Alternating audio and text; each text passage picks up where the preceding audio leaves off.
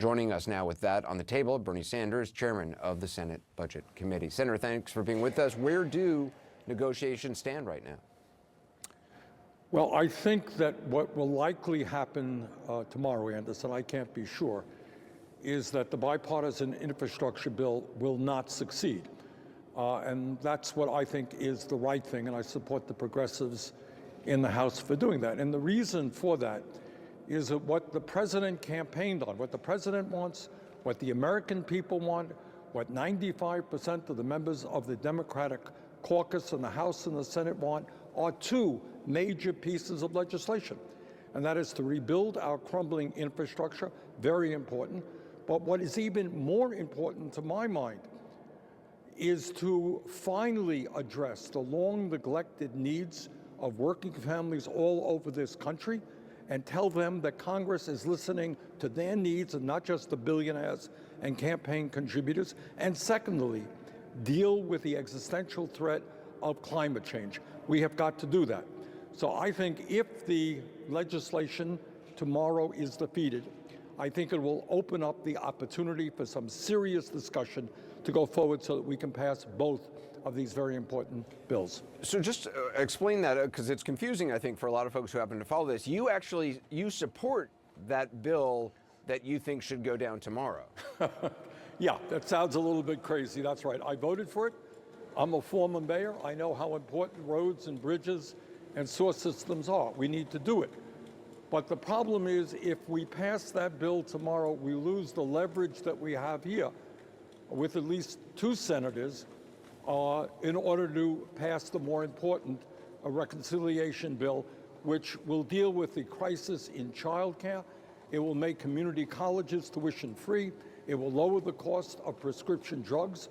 It'll end the disgrace of us being the only major country not to have paid family and medical leave, and something that I have been working on. It'll expand Medicare so that we will finally cover the dental needs of seniors, hearing aids, and eyeglasses, among other things. And on top of all of that, it will be the most significant legislation to deal with the crisis of climate. So just playing this out, you talked about the two senators. I assume you're talking about Manchin and Sinema. What then does this force them to do? If it goes down tomorrow, what does that time buy you? Well, what it buys us is both of them work very hard, and I respect that, on the infrastructure bill. They want it passed. I want it passed. But what it says now is we are joined at the hip.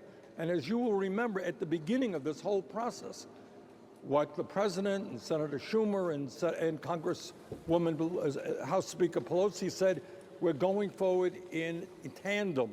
Both bills are going forward together. That's the way this process started, and that is what we have got to do. And I think at the end of the day, we will succeed, and the American people will be very, very happy. And I want to make this point. Some people say, well, it's a very expensive bill. This bill, if I have anything to say about it, will be 100% paid for by ending the tax breaks and the loopholes that the wealthy and large corporations now are able to enjoy. We're going to end those, and we're going to lower the cost of prescription drugs by having Medicare negotiate prescription drug prices with the pharmaceutical industry. So Senator Manchin, he's insisting he's not changing his mind before tomorrow. He put out the statement today, which reads in part, while I am hopeful that common ground can be found that would result in another historic investment in our nation, I cannot and will not support trillions in spending or an all or nothing approach that ignores the brutal fiscal realities our nation faces. There's a better way, and I believe that we can find it if we're willing to continue to negotiate in good faith. So he also said today he could be open to a reconciliation bill by the end of the year. So essentially you're saying if this thing dies tomorrow, you're in a sense kind of calling his bluff, and now he's really got to negotiate because he doesn't have the bill he wants. I wouldn't say calling his bluff, but also, again, I want to reiterate, when Senator Manchin or anyone else talks about the spending in this bill, it must be pointed out that this is going to be paid for. This is not adding to the debt. Isn't, though, I mean, you need Senator Manchin to get the spending package passed. Isn't something better than nothing? I mean, it's kind of a high wire act you're playing, isn't it? Well, when you deal, Anderson, with the existential threat of climate, and the scientists tell us we have a handful of years, in order to transform our energy system away from fossil fuel, that's a high wire act. I think it is morally irresponsible, inconceivable, that this country is not leading the world in cutting carbon emissions and taking on the fossil fuel industry. And I should also add, as part of this whole thing, please understand that we are now taking on the pharmaceutical industry. They don't want to see lower drug prices. The healthcare industry, they don't want to see Medicare expanded. Taking on the fossil fuel industry. We're taking on the very rich and their lobbyists who don't want to pay more in taxes. This is a very consequential struggle, but at the end of the day, I think we're going to win this. Have you spoken to Senator Manchin or Senator Sinema privately? Do you know what exactly they want when it comes to an actual number on the spending package? Because they seem to be very vague on that. Obviously, intentionally. That's part of the problem. Is, when you're negotiating, you come forward. You tell me what you want. This is what I want. Let's see how we work it out. But I think there has been a lot of frustration with both of those senators in that they have not come forward and said, this is what I want. This is what my concern has been.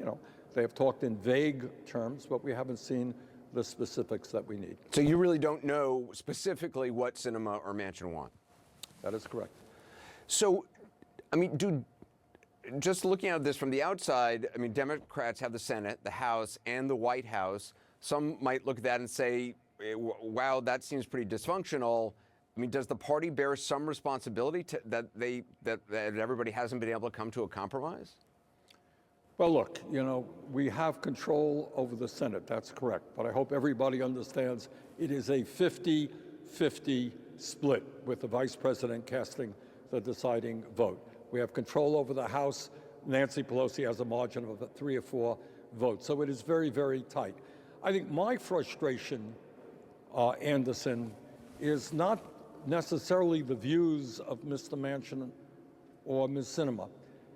It is that when you got 48 people on one side and the American people overwhelmingly on the same side and 1 or 2 people on the other side, it is not appropriate, I think, for those couple of people to slow down progress. They have a right to be heard. They have a right to, get concessions. That's what the process is. But, any member of the Democratic caucus, myself, anybody else, I believe in a Medicare for all single-payer program. I think the current healthcare system is dysfunctional. I could go to Chuck Schumer tomorrow and say, Chuck, I'm not voting for that bill unless you have Medicare for all.